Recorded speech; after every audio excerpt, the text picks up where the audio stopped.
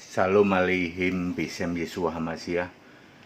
Salam sejahtera di dalam nama Tuhan Yesus Kristus. Bersama saya Pendeta Henry Tandianta WPS. Kali ini kita akan membahas sebuah tema. Temanya begini: terbesar dan terkecil di surga. Ayo saudara, kalau ditanya siapa terbesar dan terkecil di surga, ya, maka pendeta-pendeta akan jawab, ya yang terbesar itu yang rajin berbuat baik.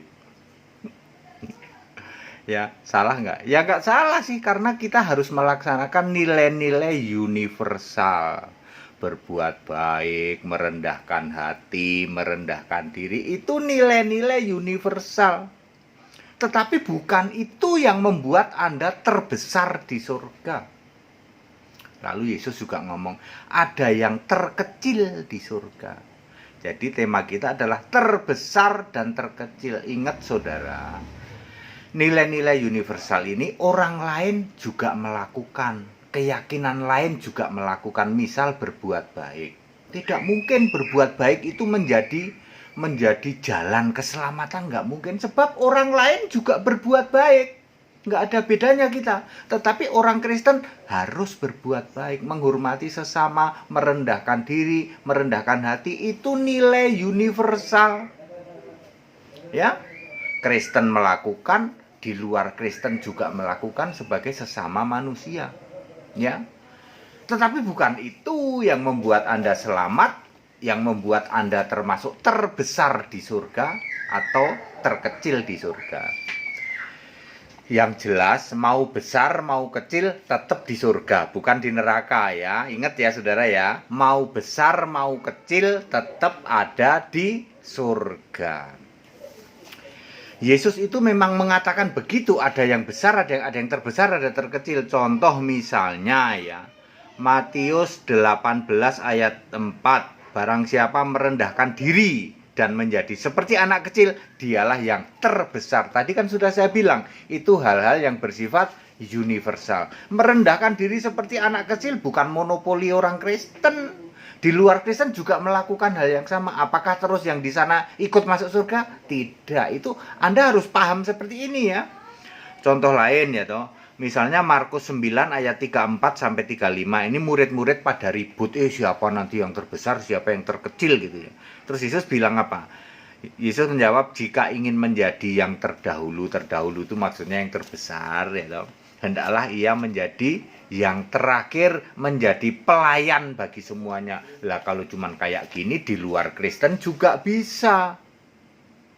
Oh iya ya, benar Pak ya. Di dalam Lukas 9 ayat 48, yang terkecil di antara kamu dialah yang terbesar. Ya kalau cuman begini juga semua bisa.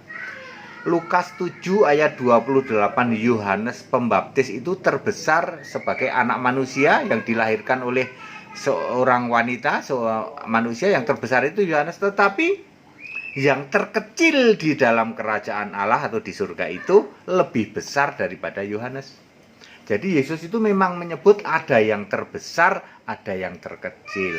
Saya ulang, Yesus dengan ayat-ayat yang tadi saya sampaikan tadi, itu memang menyebutkan ada yang terbesar di surga, ada yang terkecil di surga. Tapi walaupun terbesar, walaupun terkecil, sama-sama di surga. Baik, lalu kita mau menjawab siapa yang terbesar. Nomor 1, kalau kita mendasarkan nilai-nilai universal tadi yang saya sampaikan, maka itu tidak menjawab. Contoh tadi apa? Merendahkan diri seperti anak kecil, Matius 18 ayat 4. Lalu kita pikir itu yang terbesar di surga. Betul, tetapi ini nilai universal. Orang di luar Kristen juga bisa merendahkan seperti anak kecil. Ngerti? Oh iya betul Pak. Ini nilai universal terbesar di surga. Jadi kita pasti menjalankan nilai universal ini ya toh. Ya, tapi Anda jangan sampai salah memahami, di luar Kristen juga bisa Pak merendahkan diri seperti anak kecil. Apakah yang di luar Kristen juga ikut terbesar di surga? Ya tidak. Yesus ingin mengatakan bahwa untuk menjadi terbesar di surga itu ada juga nilai-nilai universal yang harus Anda lakukan, ya. Yang pertama kan nilai-nilai universal. Kemudian mana tadi? Yang terbesar, ya, masih yang terbesar, mereka yang terbesar hendaklah ia yang menjadi yang terakhir, yaitu contoh-contohnya Matius 18 ayat 4 ini kan ada link-linknya, ada banyak linknya, ya.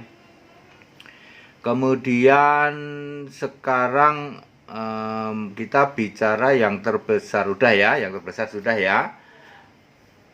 Jadi yang pertama adalah yang terbesar nilai universal, tapi ini tidak bisa menjadi patokan atau menjadi yang utama yang disebut terbesar, karena ini universal.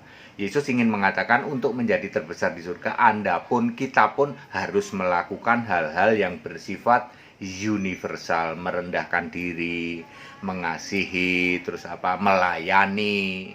Tapi bukan itu, sebab itu bisa dilakukan oleh orang di luar Kristen. Nah, sekarang yang kedua yang benar-benar terbesar sebagai untuk acuan yang disebut terbesar di surga, ya. Wahyu 20 ayat 4, yaitu orang-orang yang menjadi raja, membantu Yesus di dalam kerajaan 1000 tahun. Ya, ini juga pastilah orang-orang yang diundang di dalam perjamuan kawin anak domba. Wahyu 19 ayat 6 sampai 10, berbahagialah yang diundang dalam perjamuan kawin anak domba. Ini ada di 1 Tesalonika 4 ayat 16 sampai 17. Lalu yang diundang di dalam perjamuan kawin anak domba ini tidak semua, ada beberapa yang Wahyu 20 ayat 4, Wahyu 6 ayat 9, ya. Ini menjadi raja, membantu Yesus atau anak domba di dalam kerajaan 1000 tahun nanti. Itu yang terbesar di surga. Jadi harus yang urusannya sama Yesus, bukan kok urusannya merendahkan diri, merendahkan hati, menjadi seperti anak kecil. Jangan salah, ya. Bukan itu universal. Harus kita laksanakan nggak? Automatically pasti, ya. Kemudian yang ketiga, syarat untuk menjadi terbesar adalah di Alkitab ditulis Wahyu 20 ayat 4 maupun Wahyu 6 ayat 9, dipenggal kepalanya karena kesaksian tentang Yesus dan firman Allah, dan tidak menyembah patung dan tidak menerima tanda di dahi patung. 666. Nah, di Wahyu 6 ayat 9 ditulis dibunuh, tidak dipenggal, ya. Jadi syarat untuk menjadi terbesar ini, saudara, yang karena kesaksian Yesus dan firman Allah, dan tidak menerima tanda 666, tidak menyembah binatang. Inilah yang membuat kita terbesar di surga. Tunggu, Pak. Dipenggal kepalanya dan dibunuh, apa masih relevan zaman sekarang? Tidak relevan. Ya, dipenggal itu bisa saja dipenggal haknya, dipenggal dipenggal otoritasnya, terus dibunuh, misalnya dibunuh kesempatannya, ya. Jadi Anda jangan mengartikan sempit yang dipenggal dan dibunuh. Jadi orang-orang yang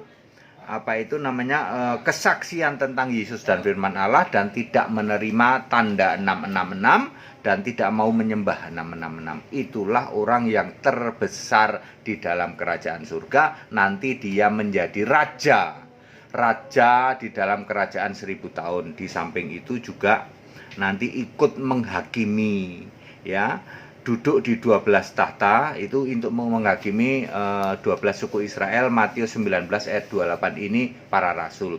Jadi para rasul itu duduk menghakimi di 12 tahta, iya, sebagai 12 tahta mewakili 24 tahta di dalam surga, iya. Jadi makanya kenapa Yesus memilih 12 rasul dan 12 suku, supaya nanti di surga ada 24 tahta. Yang 12 rasul-rasul ini ikut menghakimi ke-12 suku Israel, ya. Terus sudah itu yang terbesar. Jadi saya ulang, yang terbesar itu ada 3 hal. Yang pertama, terbesar yang harus dilakukan universal. Ya, mengasihi sesama, merendahkan seperti anak kecil, terus melayani, itu adalah nilai-nilai universal. Tidak berarti bahwa itu yang membuat kita terbesar, sebab di luar Kristen juga bisa. Lalu yang kedua yang membuat kita disebut terbesar adalah apa, saudara-saudara? Kesaksian tentang Yesus dan firman Allah, dan tidak menyembah patungnya, dan tidak menerima tanda didahi. Nah, kalau yang ini nggak bisa orang di luar Kristen. Oh iya Pak ya, nggak bisa. Orang di luar Kristen tidak bisa kesaksian tentang Yesus dan firman Allah, dan tidak menerima tanda didahin, dan tidak menyembah patung. Wahyu 20 ayat 4, Wahyu 6 ayat 9. Yang ketiga, kondisi ketiga di sini disebut dibunuh, dipenggal kepalanya. Tentu untuk kondisi sekarang di zaman modern tidak mungkin lagi ada penggalan kepala, ya. Pak, masih ada Pak itu di video-video, ya. Tapi ingat dulu, yang dipenggal itu apakah karena kesaksian tentang Yesus dan firman Allah, atau maksa-maksa, misalnya suruh gambar karikatur terus dipenggal, itu kan beda lagi ya. Iya, bisa aja pendeta itu ya. Ya katanya yang dipenggal yang suruh gambar karikatur, katanya. Nggak tahu karikatur apa itu. Ya. Kan dia tidak dalam sedang kesaksian tentang Yesus dan firman Allah, dan soal tidak menerima tanda 666. Itulah yang menjadi terbesar di surga. Clear? Ya? Clear sampai sini? Jadi janganlah Anda itu, yang penting Pak menjadi seperti anak kecil. Itu universal. Yang khusus intern adalah kesaksian tentang Yesus dan firman Allah, tidak menyembah patung, dan menerima tanda didahi. Tanda yang menjadi pengikutnya atau tandanya adalah dipenggal dan dibunuh. Untuk zaman sekarang dipenggal itu dipenggal haknya, dipenggal otoritasnya, dibunuh apa? Dibunuh kesempatannya dan lain-lain ya. Jangan mengartikan sempit ya. Jangan mengartikan sempitnya. Clear sampai sini? Itu yang terbesar. Mari kita lihat yang terkecil. Nah, ini dia. Ini bikin pendeta marah ini. Kita kasih tahu. Kalau tafsir ya jangan ya. Jangan dipakai tafsir, jangan pakai doktrin. Itu nggak laku ya toh. Doktrin kan tidak ada di Alkitab ya, jangan dipakai. Pakailah apa yang tertulis. Perhatikan, untuk membicarakan soal yang terkecil atau terendah di dalam kerajaan surga, ini bersyarat, saya ulang, terkecil dan terendah di dalam kerajaan surga itu bersyarat. Matius 5 ayat berapa ya? 17-18 ya, dibacalah ayat 17-18.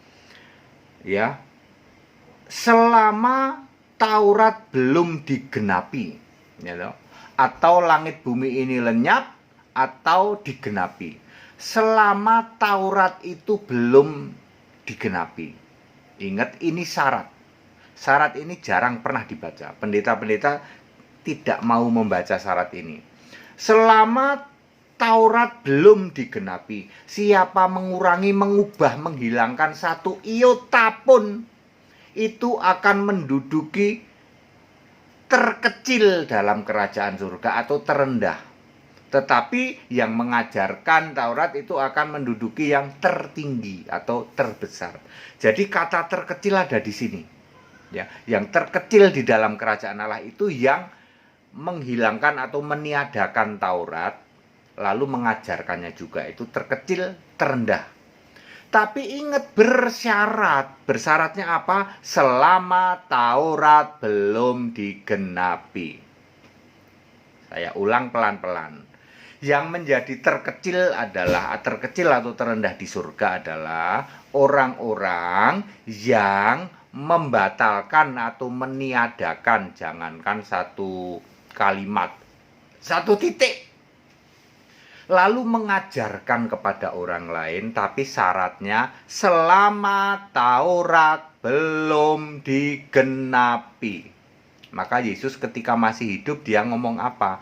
Aku tidak membatalkan Taurat. Lah iya, wong dia masih hidup. Aku akan menggenapi, kata Yesus di ayat berapa? Mungkin 16-17 Matius pasal 5. Ya. Lalu di ayat 19 ya toh, yang 18 19 ya baca aja lah, 17 18 19 itu ya.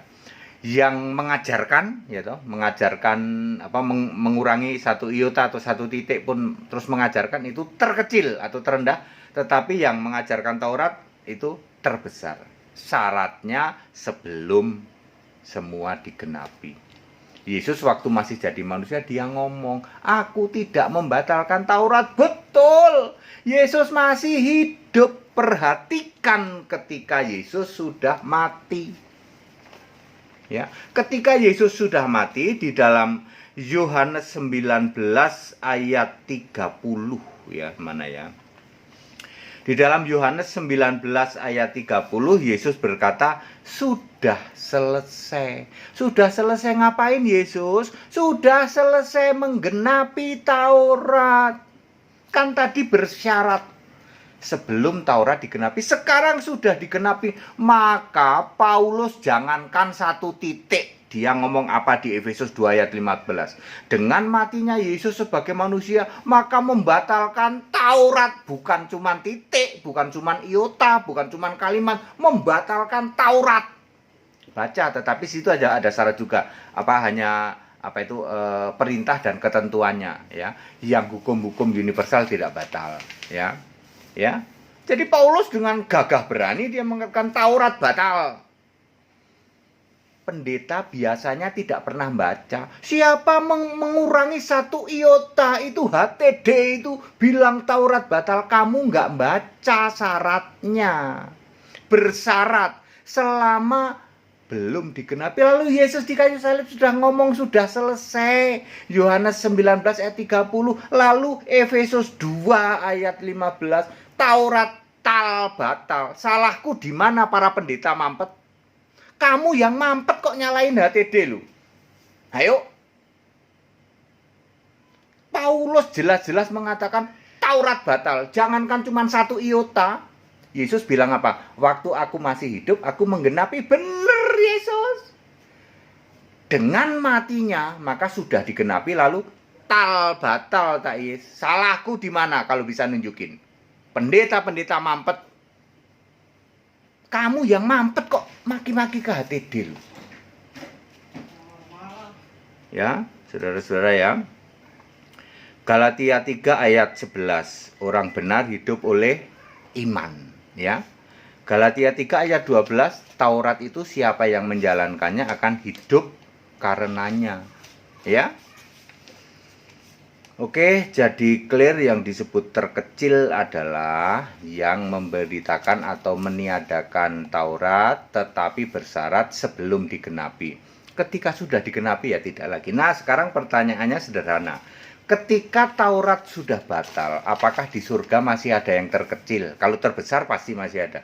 Apakah masih ada yang terkecil di surga? Jawabannya tidak ada. Sebab Wahyu 22 ayat 3 dan 4 ya, hamba-hambanya akan beribadah kepadanya dan kita semua akan melihat wajahnya dan nama di dahi kita akan dimeteraikan.